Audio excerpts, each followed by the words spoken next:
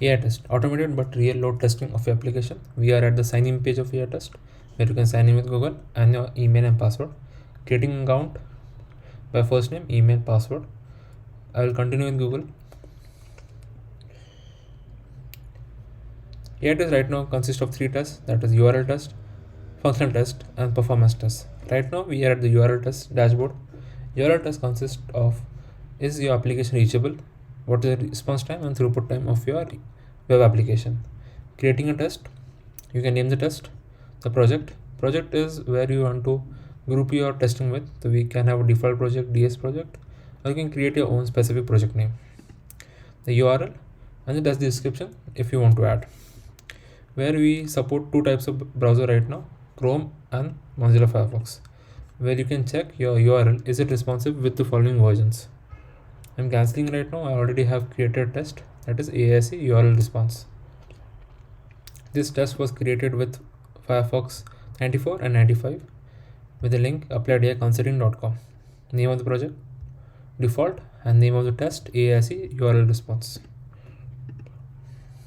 Going back to the dashboard. The dashboard consists of 2 sections. One in the right, which consists of your test details, when was it run, the configuration, status completed, and continuous integration. Showing summary will consist of your URL, the health, the throughput, response, if any errors, and the browsers selected. Right now we have selected Firefox 95 and 94. Once you hover over the bubble, it will show you what is the bubble consist of. So it is a Firefox 94. It took 8 seconds to complete the test.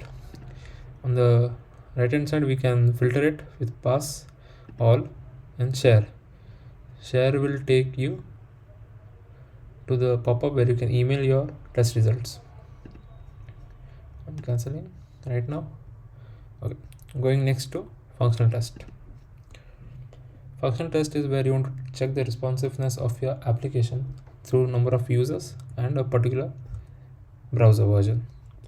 Create test page where you can select the browser, that is Google Chrome and Mozilla Firefox with the following versions. The UI consists the same: name, project, total test description, and now we have new parameter, total users. This is the number of users you want to test the application for. So if you select one user and one browser, so you will have one test created. If you have 5, so, and if you select for example 84, so 5 tests will be started with Google Chrome 84, and so on. And your automation code, so you can do get details where you can give your repo URL, username, token, report file location, and test run command. So report file location is the location where you are storing your test reports. This is a user specific. Test run command. Test run command defines or specifies what is the test that you have mentioned needs the command to start with. So for example, PyTest or an ambient tests. Closing this dashboard. Don't save.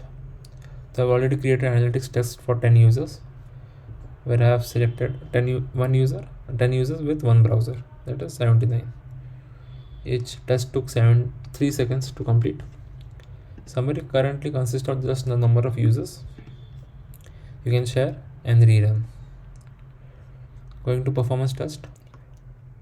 Performance test is load testing of your application, where you gonna mention your automation code through Git and repo details. You can also upload your automation code by drag and drop a zip file. The user need to provide the test run command and the report file location.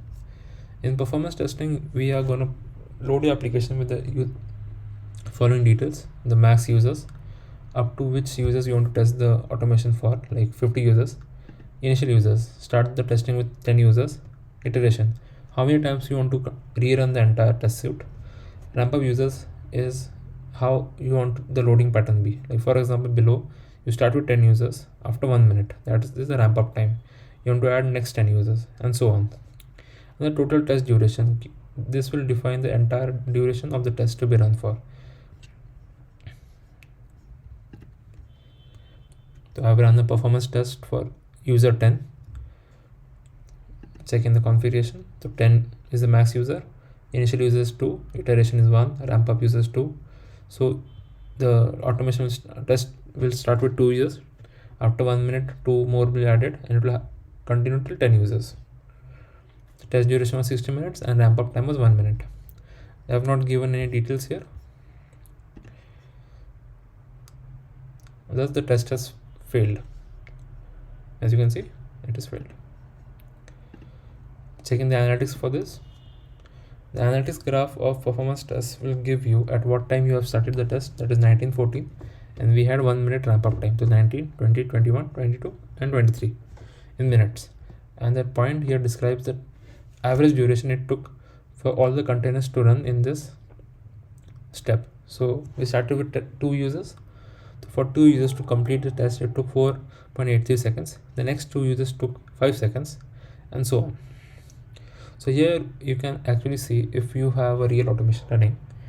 When you start the loading, it will take less time. As you keep up loading up, your graph will go up increasing, and you can see at which time you had the maximum load on your application and how much time it took your application to complete the entire test suite. You can press back here, it will go back to the dashboard. So this consists of aiTest, starting with URL test, functional test and performance test. Thank you.